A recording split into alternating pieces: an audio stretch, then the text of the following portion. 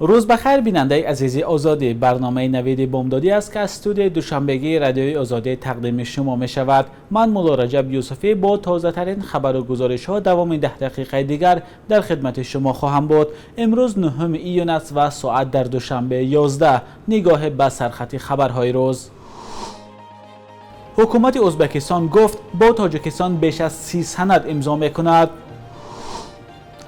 هشدار وزارت مهنت به مهاجران، یک هفته دیگر مهلت مانده است. و برای امانوئل مکرون رئیس جمهوری فرانسه یک شب پاتی زدند.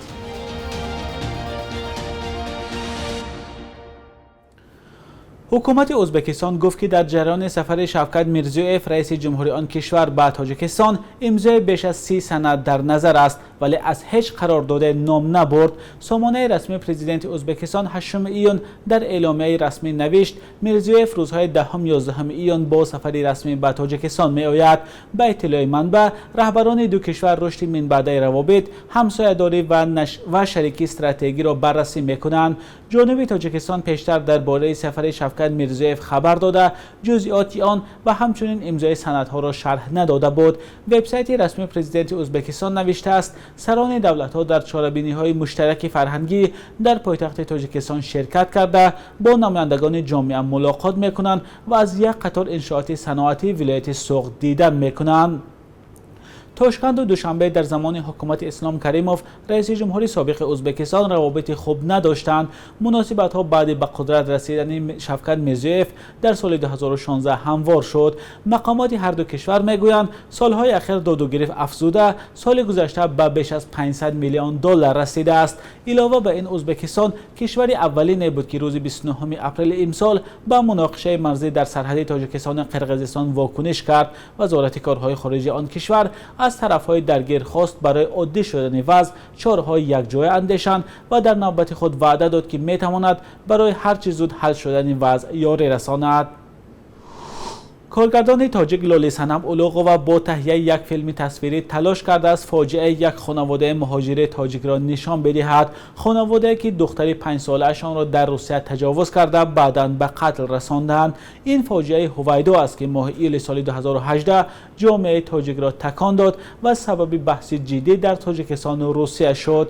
همکارم شعلای عبدالله با لالی صنم اولوغووا صحبت انجام داده که پاره از آن را همراه می‌بینیم. پیش از همه این یک آگاهی به پدر و مادر و کودکان بود که باید همدیگر را نظارت کنند. مشاهده میکنم که انسانها نسبت مشکلات همدیگر تا حد بی‌پروا شدند. یک صحنه از این فیلم تصویری را میخواستم شرح دهم. در آن نشان دادم که اگر کودک چشمش سیر باشد به فریب افراد ناشناس دادن نمی شود. مثلا در صحنه اول جنایتکار به او سیب می دهد. کودک سیب را قبول نمی کند. یعنی شاید از لحاظ خوراک هیچ مشکلی نداشت، اما وقتی جنایتکار به او بازیچه پیشنهاد کرد او بازیچه را گرفته همراهش رفت.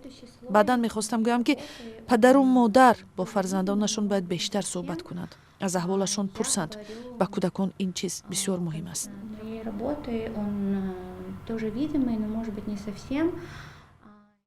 وقتی که شما همین فیلم تهیه میکردید با والدانم صحبت کردید، والدان هویدا، یا که اون چیزی که فقط از رسانه ها دیدید از روی همون کردید؟ Вы знаете, нет. Я не знакома с родителями Хувайдо. من با پدر و مادر هویدا صحبت نکردم و اگر راستش را گویم حتی تصور هم کردن نمیتوانم که این واخوری چگونه میگذرد، زیرا من این را همچون واخوری دو نفر اذیت دیده میدانم. خود را تا اندازه اذیت دیده میحسابم و هیچ تصور کردن نمیتوانم که در این واخوری از آنها چی میپرسم که درد آنها را بیشتر نکنم. سناریوی من از روی گزارش رسانه ها بود. نخست متن را به برادرم فرستادم، او با کم علاوه ها، منظورم تصویری لباس کودک و لباس جنایتکار، برایم کمک کرد و من بیشتر تصویری پدر و مادر کودک و خود این دخترک مهم بود. مثل همه کودکان خواستم که نقشی او به آزار و به غم باشد، اما پدر و مادر او را طوری باید تصویر میکردم که زیر بار مشکلات زندگی هستند، زندگی که اکثر مهاجران در هجرت دارند. بیننده عزیز، شکل کامل این صحبت با لالی صنم اولوغووا به زودی در سامانه رادیوی آزادی با نشان www.azadi.org و صفحه آزادی ویدیو در یوتیوب پخش می شود. وزارت مهنت، مهاجرت و شغل اهالی تاجیکستان از مهاجرانی که در روسیه حجت‌هایشان کمبودی دارد خواسته است که تا 15 ایون سندهای خود را قانونی کنند. در عکس حال به گفته وزارت، مهاجرانی که حجت‌های خود را تا این سنه یعنی یک هفته دیگر قانونی نمی‌کنند از روسیه اخراج خواهند شد. در نوار تهیه کرده وزارت مهنت و مهاجرت گفته می شود که مهاجران برای قانونی کردن حجت‌های خود باید به مقامات بخش مهاجرت جای زیست خود در روسیه مراجعت کنند. از قید دولتی گذشته تمام حجت‌های ضروری و حقوقی را دسترس نمودن لازم است. گفته از وزارت، مسئولین این نهاد از مهاجران خواسته است که اگر سوال دارند می توانند به نمایندگی‌های وزارت مهنت در تاجیکستان و منطقه‌های روسیه زنگ زنند. پیشتر منصبداران روسیه گفته بودند مهاجرانی که تا 15 ایون حضور خود را قانونی نمی‌کنند از حدود این کشور بیرون کرده می‌شوند. به اطلاع وزارت کارهای داخلی روسیه 247,000 شهروند تاجیکستان به طور غیر قانونی در آن کشور هستند. مقامات تاجیک میگویند این رقم از حد زیاد است. مهاجران و مبلغ فرستاده آنها برای اقتصاد تاجیکستان مهم خوانده می‌شود. رئیس جمهور فرانسه امانوئل مکرون هنگام سفرش به جنوب فرانسه از سوی یک نفر شب پاتی خورد. حادثه روز 8 ایون زمانی رخ داد که امانوئل مکرون به نزد یک گروه از ساکنان شهر ولنس رفت. در وقتی که مکرون به نزد گروه ساکنان رفت، یکی از اشتراکداران برای رئیس جمهور فرانسه یک شب پاتی زد. حمله کننده یک مرد میان سال بود. سبب دست به این کار زدن او هنوز معلوم نیست. نشریه محلی ل فیگارو نوشته است در رابطه با این حادثه 2 نفر بازداشت شده است. امانوئل مکرون 43 ساله از سال 2017 رئیس جمهور فرانسه می باشد.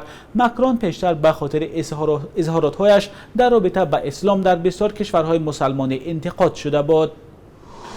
در ازبکستان سرمحرر نشریه الخدمتنده سلطانبک زیوف و حقوقشناس این نشریه دوران تاجی مرادوف آوازخوان یلدوز عثمانووا را به دادگاه کشیدند. سرمحرر و حقوقشناس از عثمانووا طلب کردند برای حرفهایش که گفته بود قرقلپاکستانی ها مردمی هستند که زیر جامعه ازبک ها میزیند عذرخواهی کند. عثمانووا در یک برنامه تلویزیونی در سال 2020 این حرفها را گفته بود. دادگاه ناحیه میرزا اولوغبک شهر تاشکند عریضه سرمحرر و حقوقشناس نشریه الخدمتنده قرقلپاکستان را قبول کرده است.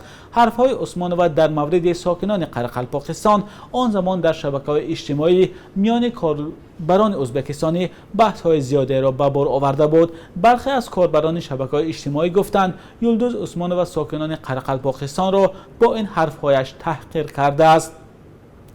تا این زمان نظر آوازخوان شناخته یلدوز عثمانووا در مورد قضیه مذکور دسترس نیست.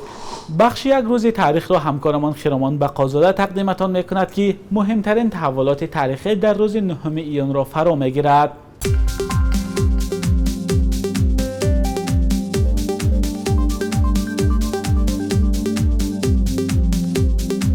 9 июни соли 2016 парлумони тоҷикистон қонуни наверо қабул кард ки мақомотро барои ҷавоб додан ба аризаву шикоятҳои мардум ва матбуот вазифадор мекунад.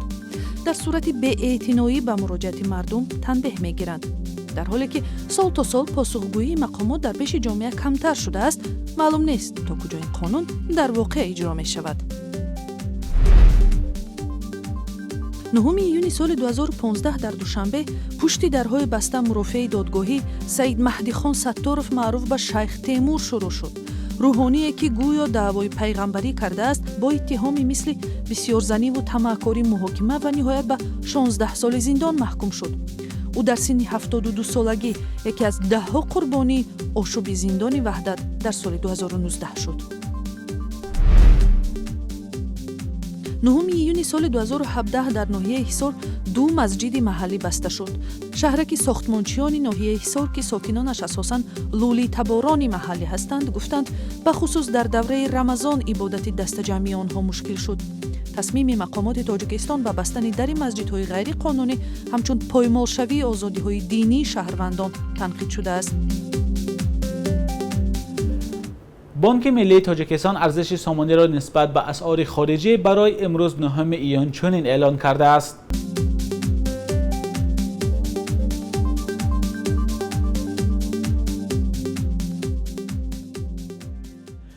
بیننده عزیز، برنامه نوید بامدادی بود که با تازه ترین خبرهای تاجیکستان و جهان تقدیم شما شد. ما همیشه در تلاش آن هستیم که مهمترین خبرها را به شما رسانیم. اگر خبر و یا نظری دارید حتما به ما نویسید. تا فردا خدا نگهداری هر یک شما باشد.